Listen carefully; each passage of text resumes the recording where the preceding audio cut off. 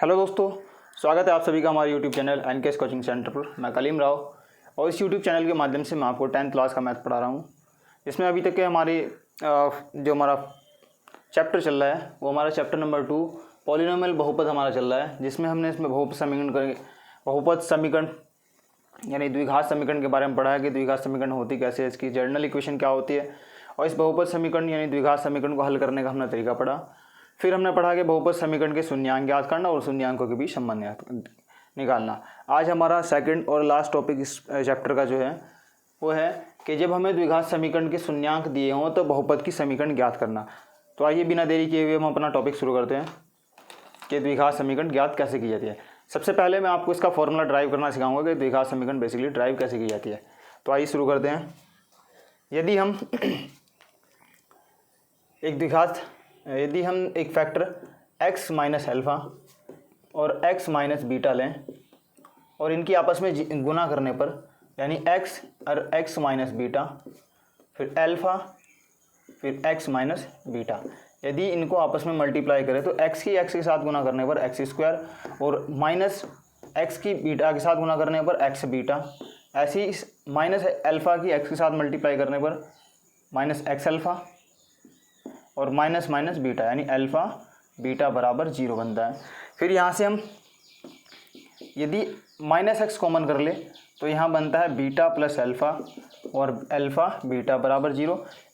इस beta plus alpha को भी हम इसी फॉर्म में कन्वर्ट करने की कोशिश करते हैं, यानी इनको आपस में इंटरचेंज करते हैं। तो हमारे पास बनता है x square x alpha plus beta plus alpha beta alpha into beta बराबर 0। ये हमारे पास इस द्विघात समीकरण को बनाने का फॉर्मूला जो हमारे पास बना वो ये बना, ये हमारे पास इसका सूत्र है। अब हम इस सूत्र की हेल्प से अपने क्वेश्चनों को अप्लाई करेंगे। जैसे एक्सरसाइज का जो हमारे पास क्वेश्चन है एक्सरसाइज 2.2 और क्वेश्चन नंबर 2 जिसमें दिया है द्विघात समीकरण के शून्यांकों से द्विघात समीकरण ज्ञात करनी है। जैसे पहला क्वेश्चन इसके अंदर दिया हमारे पास क्वेश्चन नंबर 2 में फर्स्ट पार्ट दिया है 1/4 फिर कोमा -1। तो जो हमें दिया है पहले हम उसको नोट करते हैं। दिया है बहुपद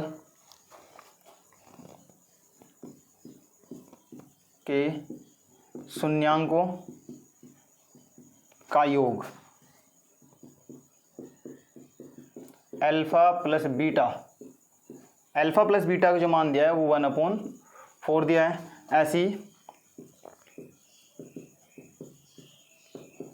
शून्यांकों का गुणनफल, शून्यांकों का गुणनफल यानी अल्फ़ा गुणा बीटा, अल्फ़ा गुणा बीटा करने पर दिया है हमारे पास -1।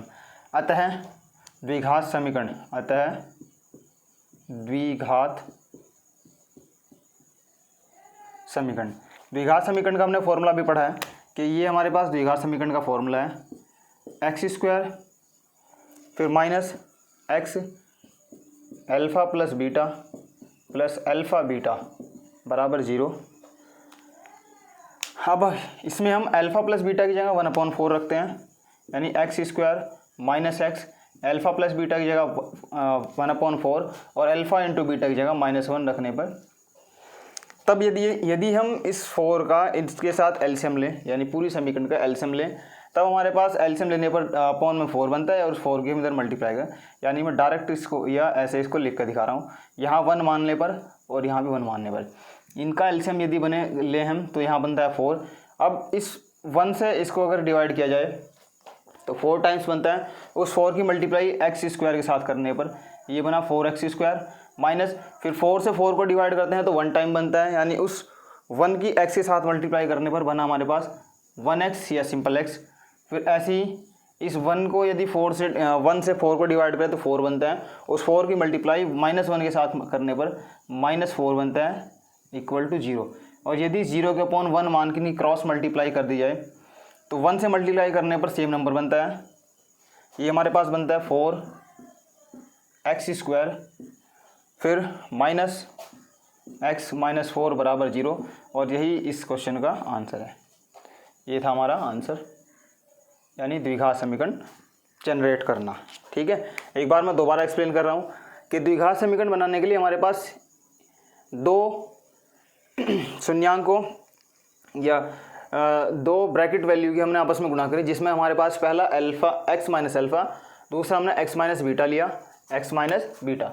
फिर इनकी आपस में मल्टीप्लाई करने पर हमारे पास बना x square minus x beta plus alpha, फिर प्लस अल्फा इंटू बीटा। हमने इनको आपस में पोजीशन चेंज की, जैसे यहाँ पर अल्फा बीटा था, यहाँ पे भी हमने अल्फा प्लस बीटा चेंज किया। तो ये हमारे पास इसका स्टैंडर्ड फॉर्मूला जो बनता है वो ये बनता है। फिर हमारे पास था कि एक द्विघात समीकरण ज्ञात करनी है जब हमारे पास शून्यांकों का योगफल और शून्यांकों का गुणनफल हमें दिया हो। यानी पहले वाला जो हमारे पास था वो अल्फा प्लस बीटा था, यानी 1/4, और दूसरे वाला जो था हमारे पास अल्फा इंटू बीटा यानी -1। यदि इसको यहाँ रखें हम, तो अल्फा प्लस बीटा की जगह 1/4 और अल्फा इंटू बीटा की जगह -1 रखने पर, इनका एलसीएम लेने पर यहाँ एलसीएम 4 बना, और जब हमने इनको मल्टीप्लाई करी यहाँ पर 4 बना, यहाँ 1 बना और यहाँ -4 बना। फिर 0/1 करने पर इनकी दोबारा क्रॉस मल्टीप्लाई करी, इसकी मल्टीप्लाई इधर करी, यानी इसकी मल्टीप्लाई इधर और इसकी मल्टीप्लाई इधर। ऐसे करने पर 0 की मल्टीप्लाई 4 से करने पर वो तो 0 बना, लेकिन हमारे पास जो इक्वेशन बची वो बची 4x² माइनस एक्स माइनस 4 = 0। ये था हमारे पास द्विघात समीकरण ज्ञात करना। तो ये हमने किया इसका पहला क्वेश्चन। अब इसी सीरीज में हम अपना दूसरा क्वेश्चन करते हैं। तो आइए शुरू करते हैं।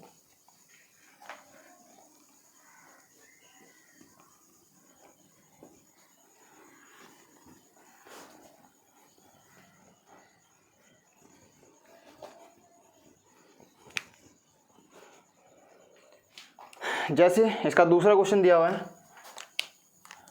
√2 और 1/3, ये हमारे पास दूसरा क्वेश्चन है। तो यहाँ पर भी दिया है अल्फा प्लस बीटा यानी शून्यांकों का योग, अल्फा प्लस बीटा का मान √2 और शून्यांकों का गुणनफल अल्फा इंटू बीटा, इसका 1/3। फिर हमारे पास द्विघात समीकरण हमारे पास है x², फिर प्लस अल्फ़ा प्लस बीटा और अल्फ़ा बीटा बराबर 0। यहाँ पर ये रखने पर और यहाँ पर ये वैल्यू रखने पर हमारे पास बना x², अल्फ़ा प्लस बीटा की जगह √2x और अल्फ़ा इंटू बीटा की जगह 1/3। इस 3 को इधर मल्टीप्लाई करते और यहाँ से हटा देते हैं। यहाँ हमारे पास बना 3x², फिर 3√2x, 3√2x, फिर +1 = 0। ये इस क्वेश्चन का फाइनल आंसर था। तो ये था हमारे पास क्वेश्चन। इसी सीरीज में हम अपना एक और क्वेश्चन करते हैं। जैसे अब हमारे पास क्वेश्चन नंबर नेक्स्ट या कोई भी नंबर हम डाल सकते हैं। जैसे 1 और 1 दिया है, 1,1 दिया है। इसमें भी पहले जो मान हमारे पास है वो अल्फ़ा प्लस बीटा है, दिया है अल्फ़ा प्लस बीटा का मान 1 और अल्फ़ा इंटू बीटा इसका मान 1। फिर हमारे पास वही कि द्विघात समीकरण हमारे पास है x² alpha plus beta x और अल्फ़ा गुणा बीटा प्लस करने पर, या फिर प्लस अल्फ़ा बीटा बराबर 0। x² अल्फ़ा प्लस बीटा की जगह 1x और अल्फ़ा बीटा की जगह 1, यानी x² x + 1 बराबर 0। ये हमारे पास इस क्वेश्चन का आंसर बनता है।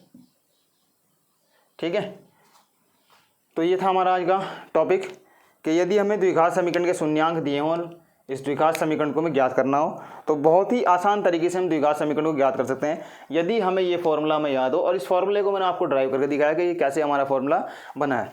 तो यदि आपको हमारा ये वीडियो अच्छा लगा हो तो लाइक शेयर सब्सक्राइब जरूर करें और बेल आइकन प्रेस कर ले, जिससे आने वाली वीडियो का नोटिफिकेशन आपको मिल सके। क्योंकि इस प्रक्रिया में हम अपने कंटिन्यू टॉपिक्स, हम अपने चैप्टरों को कंटिन्यू पढ़ते रहेंगे।